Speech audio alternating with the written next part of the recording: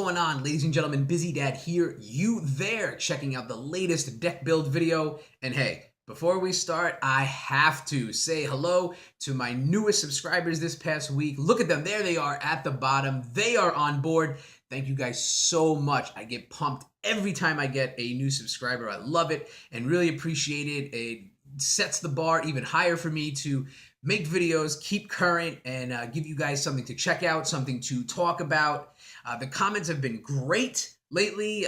Keep them coming, please. Like, share, subscribe, comment. You know, I say it all the time, but I really do mean it, and I love it when we get new subscribers and new people just discussing the game. It really means a lot to me. So let's get into it. This is the profile for the deck I call the Tree Street Band. We're throwing a little homage to the boss, Bruce Springsteen.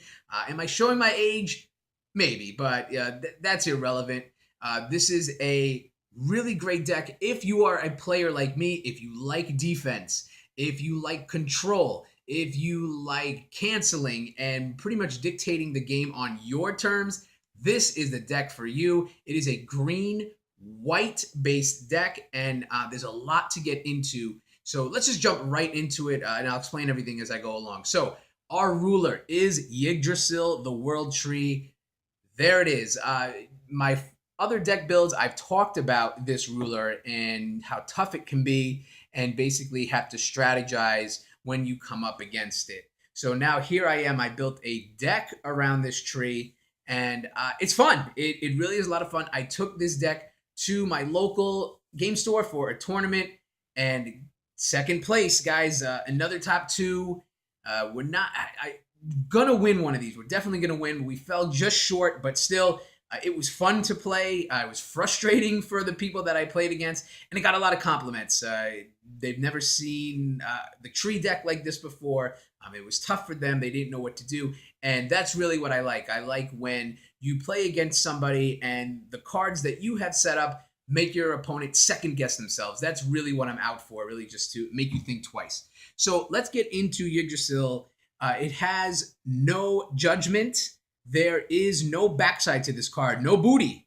Yggdrasil is just a front side stone caller only. So you're going to be using the tree just to call your stones.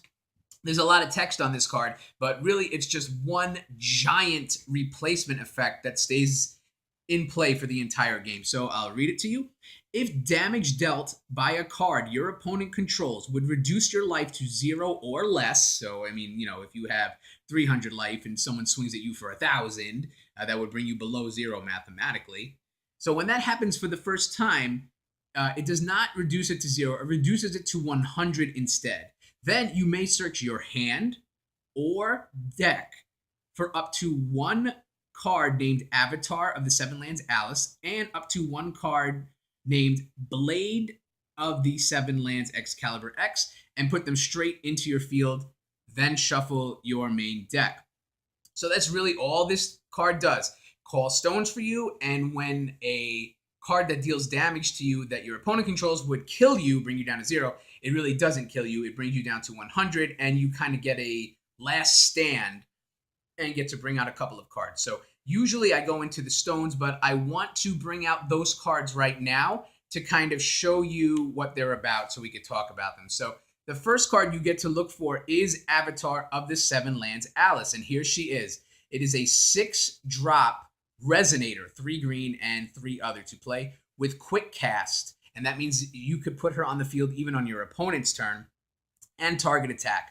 Her ability, if damage would be dealt to you, it's dealt to this card instead. So basically, once you get down to 0, you go to 100, you put Alice on the field, she's 15-15, and anytime somebody swings at you for damage, it's going to go to her first. So basically, they have to kill her before they get to you.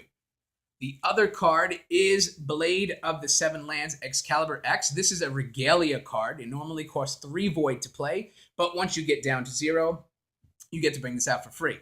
So it says you cannot be targeted by spells or abilities your opponent controls. So this right here just cuts off anybody who's sitting there with a Thunder or a Bombardment or any card that will smack your opponent for damage. A target opponent, I have to stress that this is a game of words. So you can't be targeted. It also says that your J ruler and Resonator's named Avatar of the Seven Lands Alice that you control gain +4/+4. So when these two cards come on the field, Alice really becomes a 19/19 with quick cast and target attack. And whenever your J ruler or Avatar of the Seven Lands Alice that you control becomes targeted by a spell or ability, cancel that spell or ability unless its controller pays 2. So, excuse me, if anybody comes after Alice, if anybody tries to target her with a spell or ability, excuse me, again, they have to pay 2 more in order to put that through. Now, the wording on this card, guys, it says just targeted by your spell or ability. It does not say that your opponent controls. So keep in mind, if you want to target Alice with an addition, with a protection, with a buff up in attack or defense, even you have to pay the 2 extra. That is the word on the card. So you're going to really have to pay more to buff up your Alice, just like your opponent has to pay more to target your Alice. So that is Yggdrasil's strength, really just a Stonecaller until you die. So right off the bat, you're going to pick up that this deck wants to go long. You want to eventually have your opponent kill you, but this is a control deck. It's a very frustrating deck.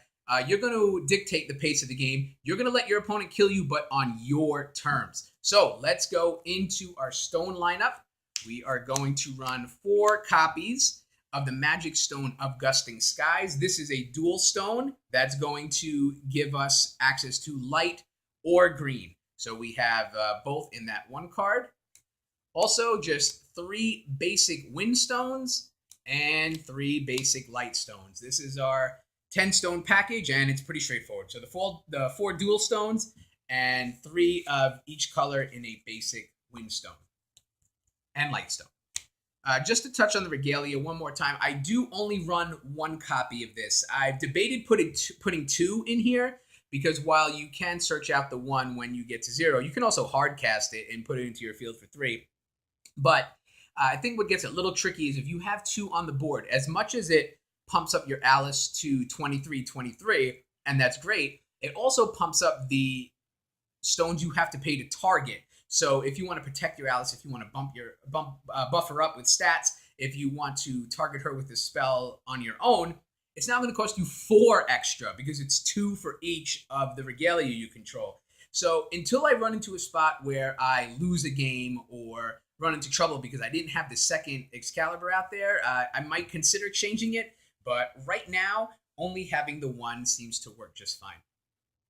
So let's go into our Resonator lineup, and we're going to kick it off with Reflect the Beginning of Time. This is a shift card, and this came in with Battle for Ataraxia, the latest set.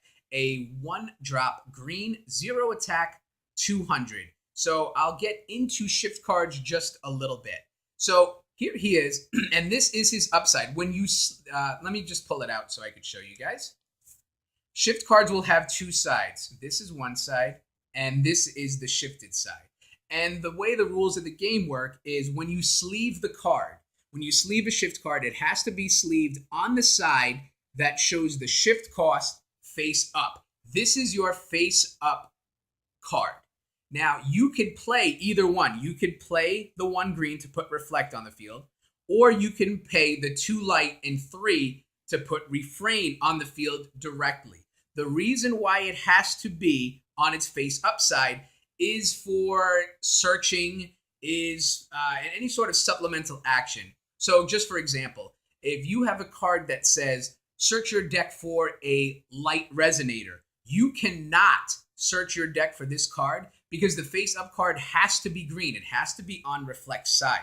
So if it says search for a wind resonator or search for a 1-drop resonator, you could go and get Reflect. If it says search for a light, search for a little girl race resonator, you cannot go get Refrain.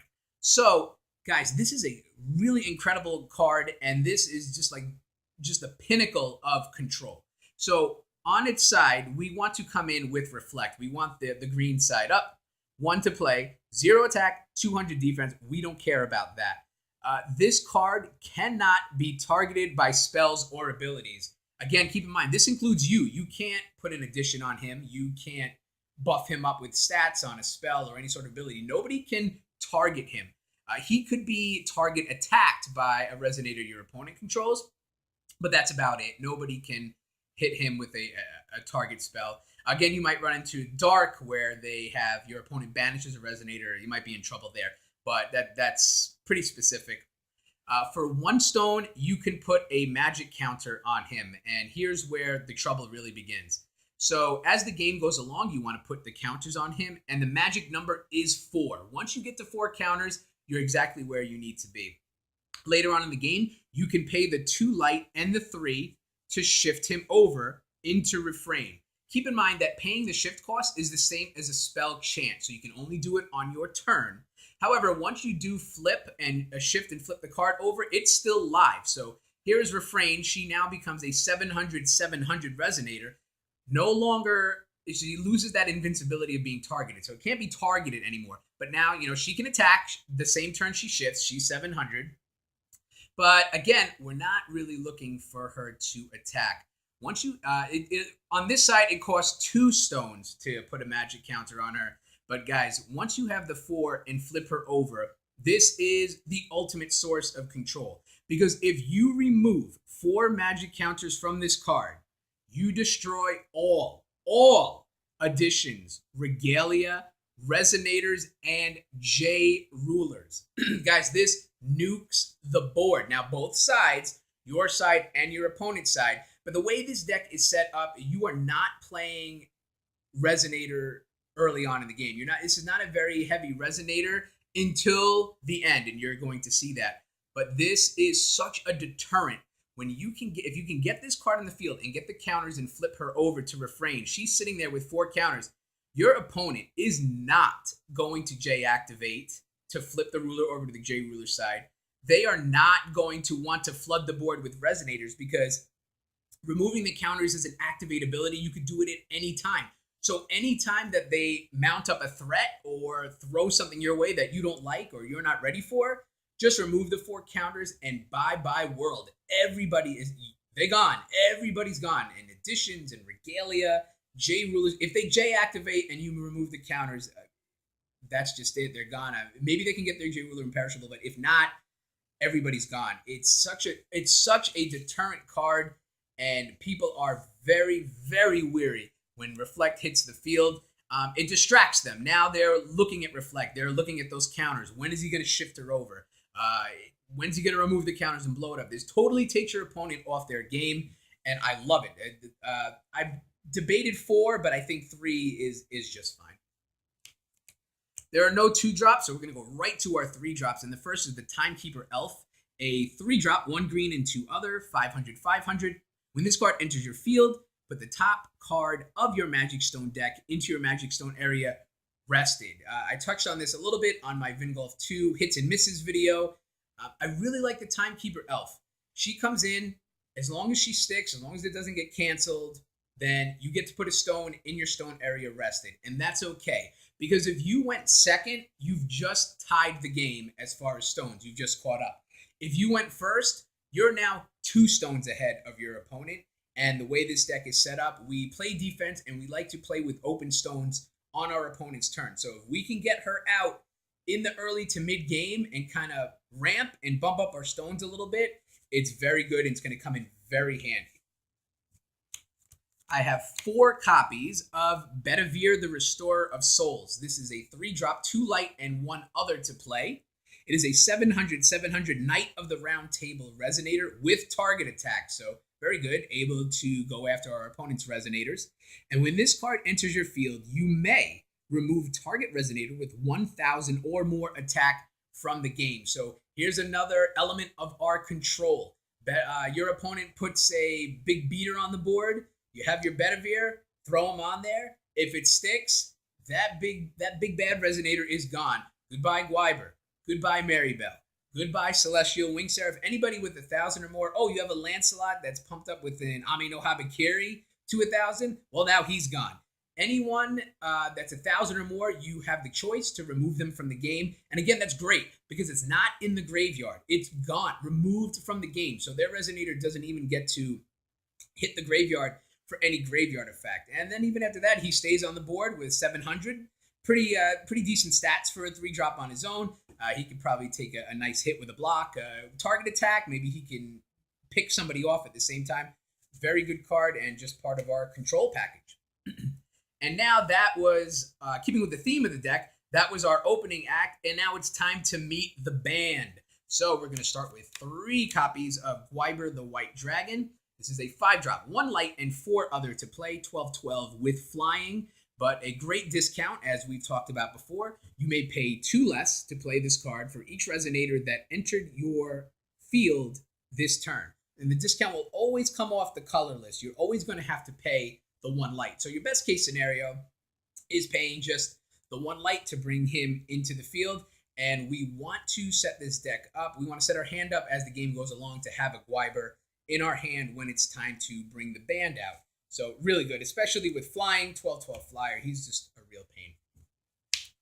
I do run 2 copies of the Alice, Avatar of the Seven Lands Alice, the 15/15 with quick cast. Now, you get to bring her in when you get to 0, but it would be really ideal if you had her in your hand and can kind of push the game in the direction you want to go, to when you get killed, to have her in your hand. Now, it's going to change your strategy a little bit because as the game goes along, again, you want this game to go long. You want to have 7 stones, 8 stones, 9 stones, get to 10. In the tournament, I got to 10 almost every single game. And you want her in your hand. You're going to now try to keep stones up, especially on your opponent's turn, because it's great when you get Alice when you die to then quick cast another Alice onto the field. Going into your turn, we have 2 Alices that become 19/19 with target attack and can swing because both came on the board during your opponent's turn. Again, this is something where I don't think 3 is necessary. 2 is great. You're always going to get the 1 when you die, and if you can grab the other one in your hand as the game goes along, that's just a little bit of a bonus. Finally, we're going to have 3 copies of Yggdrasil, Beast of the World. This is a 10-drop, 2 green and 8 light to play, 1400, 1400. But if your life is 100, you may pay 2 green and 8 less to play this card. So in other words, if your life's 100, Yggdrasil's free. And what a free card to put on the board. If that's not enough, blocking does not cause this card to rest. So Yggdrasil can withstand the punishment. He doesn't rest. He sits up there and he takes the beating. Really frustrating when you have Alice and Yggdrasil on the field, because whether you decide to take the damage and let it go to Alice, or you decide to block with Yggdrasil, who doesn't rest and can take another hit, it really makes your opponent second guess themselves and try to refigure out what to do. Before we go into actually how the deck is set up for a win condition, let's go into our additions. 3 copies of the special armor. You've seen this before in some of my videos. It's a 1 void Resonator edition. If added Resonator would be destroyed, destroy this card instead. And if you do, remove all damage from that Resonator. Basically gives it a free life. And we would love to get this on Yggdrasil or Alice. Alice or Yggdrasil are our main targets for this. What a pain. If your opponent can somehow figure out how to get through and crack Alice, special armor basically just removes the special armor card and says, okay, do it again if you want to get to me. So really big pain in the butt card. I originally had 4, dropped it down to 3 because I found that as the game was going along, I was pulling too many of these, and we really want, it's such a overpowered move when the band comes out. I keep calling it the band. When we do our setup for the win. So 3 ended up being better in practice games and actually the tournament. Let's go into our spells, and this is such an underrated card. To me, it's such a powerful card. It's such a great control card. It's Final Forfeit, a 1-drop spell chain instant. This can happen at any time, costs 1 green to play. Target J Resonator loses all abilities and cannot gain abilities until end of turn. The fact that it targets J Resonators, you can go after a J Ruler, makes this such a sweet, sweet card. Because if you could sit with this card in your hand and have a green stone up, when your opponent J activates, it flips their ruler over. If they have a ruler with such a really strong enter effect, you let them J activate, flip the ruler over, and then say, Final Forfeit. Your J Ruler now just lost every ability and can't gain them until the end of the turn. So If you're playing somebody like a Shion, which I had to play twice in the tournament, and I use this card effectively, when Shion J activates, she gets to guess the top card of her deck, and if she's right, gets to put it in her field. Well, once Final Forfeit hits, nope, no more. You can't do that anymore. Your opponent can't look at the top card of their deck anymore, loses all abilities. It's such a great card for just one. And, in a pinch, it's not bad to go after a target resonator, too, that your opponent controls. Especially something that says if it attacks, it gains life. Or if it attacks, it rests one of your resonators. You smack them with the Final Forfeit. All that's gone. Even flyers, if somebody has a flying resonator, you just remove all those abilities. It's a really great card, really underrated, and it fits so well in this deck with the control mentality. I have 4 copies of Seal and Wind and Light, and if you think one looks different, you're absolutely right. It's a little bit of a show-off here. I'm going to isolate it. This was my top 2 prize, a promo card for Seal of Wind and Light, and first of all, I did not know that this card was even out there. So when they're like, oh, you're in second place, here's top 2 promo, and it was Seal of Wind and Light. First of all, I was so pumped. I was like, wow, this card looks really good. But not only that, but it was a card I actually played in the deck, and I play regularly when I play Green and Light. So I was really excited for this, and this is just an instant add to my decks. So again, we'll go back to it, and now let's talk about the card. It is another spell chant instant, 1 green and 1 light to play, and it's cancel target spell. Pretty simple, and this is great because a summon is a spell. So if your opponent brings in a big resonator and you have the green and the white, you play it, you throw down the Seal of Wind and Light, and that resonator is not coming in. It goes right into the graveyard. This is also really good with Cthulhu's incarnating. You let them incarnate, let them banish their 2 or 3 resonators to bring out the Cthulhu. You smack this down, and that Cthulhu hits the graveyard, and they just dumped a whole bunch of resonators for nothing. This is also good against spells against you, spells against your resonators or the field. A spell that would pump your opponent up, you can cancel that too. This is a really multi-purpose card. And again, with the control, this card is right at home in this deck, and I'm really pumped with that promo card. So get ready to see that in my decks if you ever come across me, which you probably won't, but if you do, you'll see that. How about this card right here? I really like this card. 3 copies of Interdimensional Escape, another spell chant instant, and as you can see the theme here, the control deck really is about the instants, really about interrupting your opponent's playing cards on their turn. So it's a 3-drop, 2 light, and 1 other to play. Each player chooses a resonator they control. Then, each player banishes all other resonators they control. So this is a board wipe down to 1 each side. And it fits right into the control theory of the deck. I want you to kill me, but I want you to kill me on my terms. If you are flooding the board and building up a little too quickly, I'm going to hit you with this, and you are going to have to pay 1. And since it's an instant, I'm going to wait for you to play resonators on your turn and finally start attacking and then throw this card out there. You're going to have to get rid of everybody else. It works because in the early to mid game, I really just want Reflect out there to build up the counters. And that's just another control. If you're building up too fast and I can get to Refrain, I'm blowing up your board. You J-activate, I'm blowing up your board. If you got too many resonators, I'm hitting Interdimensional Escape and you're getting rid of all but 1. It's a control. It's very frustrating, and especially in a long game where I'm slowing you down and making you wipe your board every time you build something up. I'm not ready for you to kill me yet. I'm not ready to hit that tree. Very, very tough to deal with, especially if you don't have cancel cards of your own. You're going to be discarding a lot, banishing a lot of resonators. Here's a money card for me. It is Invigoration of the Winged Lord, a spell chant. So I can only do this on my turn, all right? Giving you a break on this one. 3 drops, 2 light, and 1 other. Resonators you control gain flying until the end of turn, which is great.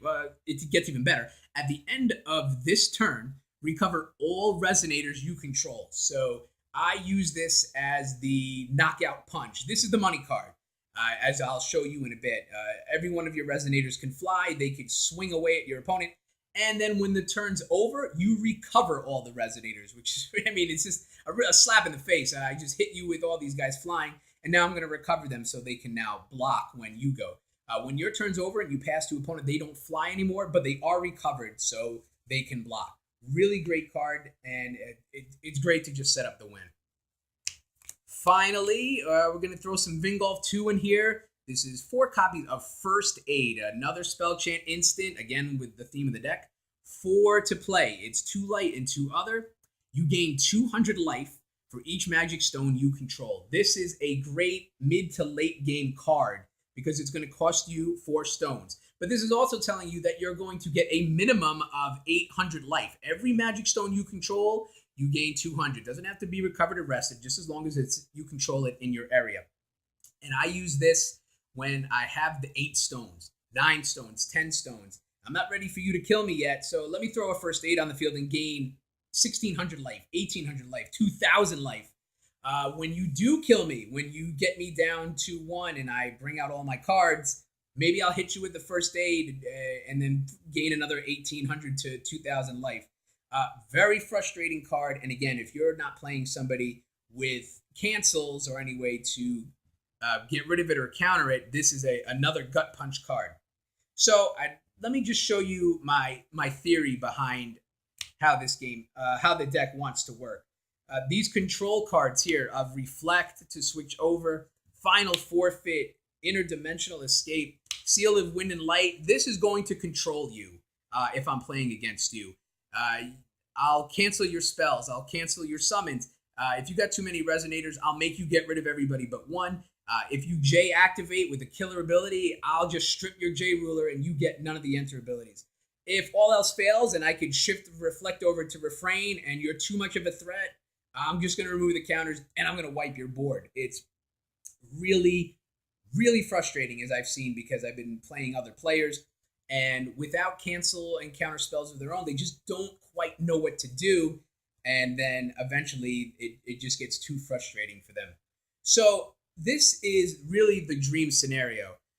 As the game is going along, you're building your hand, and you want the big resonators to slowly get to your hand so that when you are ready for your opponent to finally finish you off down to 0 and the tree's replacement effect comes into play, you go into your deck, you get your Alice, and you get your Excalibur. They come onto the field. Ideally, you'd really like to have some stones open just in case your opponent does have some tricks up their sleeve to get rid of Alice or get rid of the Excalibur, or those cards like Hide the Chaos, the Baljan Gassenarl, and the Vingolf 2. If they can hit the graveyard, you lose 400 life. That gets around all this. You don't want that to happen. So you really would like to have more of those control cards in there to potentially cancel a spell, to potentially strip abilities just in case something like this happens. Or if they come after you, wouldn't it be great to have a First Aid and say, okay, well, I'm just going to gain 1,800 life, so I'm not dead just yet. That's just kind of a desperation play. But this is how you want to. And then if you could survive the turn with the stones, you have these 2 out there on the field. And wouldn't it be great to be able to quick cast another Alice, so going into your turn, you have the 2 on the board.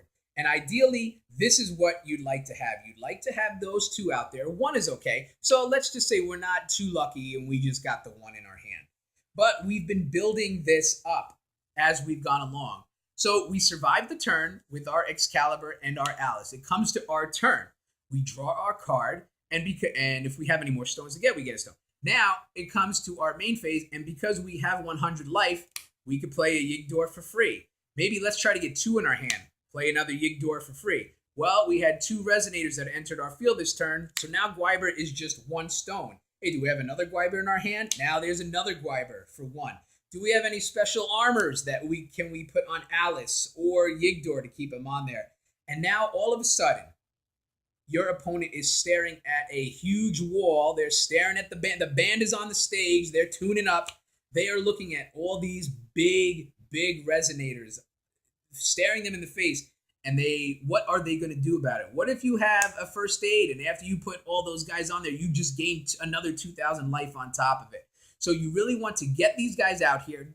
This is pretty ideal. If you can get a setup like this, that's really good. If you could survive until your next turn, Invigoration of the Winged Lord gives all these guys flying, 19 flying, 14 flying, 14 flying. She already flies, so it doesn't matter. But that is pretty much the game. If you can get all these out here, swing away. What is your opponent going to do if they don't have the blockers or any way to stop it? So your opponent goes from getting you down to 100 and looking good to all of a sudden staring at the band. They hit the music, and all of a sudden they just swing away, and it goes from you on the ropes to you as the winner. And it works quite well, I do have to say. The deck runs really good. And with your control cards, it's really tough for your opponent to stop it. I want to go into our sideboard really quick. This sideboard's a work in progress. Like I said, this is new to the tournament scene, new to the playing scene. So as I go along, I can change this up. But I do have 4 copies of Destructive Assault, a 1-drop green spell chant, destroy target addition or regalia. So very situational. If you play an opponent who is not as heavy on the resonators or spells, but plays a lot of addition and regalia to try to slow you down, here's a way to just come in there and pop them off one at a time. So really good card there.